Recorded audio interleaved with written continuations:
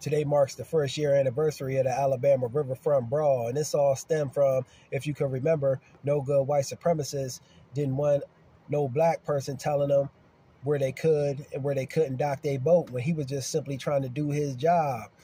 And, you think if it was a white person dock worker, they would have had so much aggression and pursued the situation as they did with our brother. I could tell you for sure as hell they wouldn't have. In fact, they wouldn't have complied with that white dock worker. But the mere fact that this was a black person telling them what to do, especially a black man telling them what to do, they didn't like it. They didn't like it one bit. And they thought this situation was beneath them. And our brother, when they were still trying to be aggressive with him, the dock worker, he was still trying to be nice and tell them that they had to move their boat. And it was only till the no good white supremacists punched our brother in the mouth, then that's when all hell broke loose. Our brother threw his hat off and commenced to throwing them blows, in the words of our brother Ludacris. And that's when all the other black folks showed a great show of unity, and they came out in full force. The family really showed up and showed out on this one. Our young brother took to the water on him, and he, truth be told, might have been the MVP of this whole thing. Him right along with our other brother that was the WWE superstar, toting around that chair on them folks, like he was getting paid and employed by the WWE.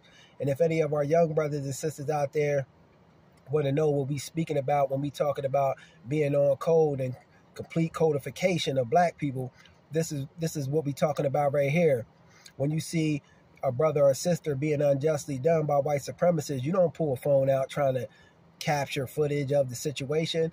In fact, a light switch should go off in your mind's eye. And when that light switch goes off and when you're told to act upon it, you acting upon it. That's called being on code. That's what we're speaking about when we're talking about being on code. And if you need any further reference of what we're talking about when we're talking about getting on code, go back and review the Alabama Riverfront Brawl video. That's all you need to do. You'll be all right, because the Alabama Riverfront Brawl was beautifully executed by black folks.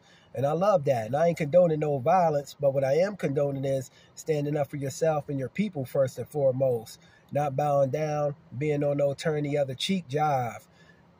Because truth be told, these white supremacists only acted like that also because they thought the odds was in their favor, which they were sadly mistaken about. They learned quick, fast, and in a hurry that black folks were on code that particular day. Just my thoughts on the matter. But the Alabama Riverfront Brawl is the new black holiday, and we'll go down in the archives in black history. Peace.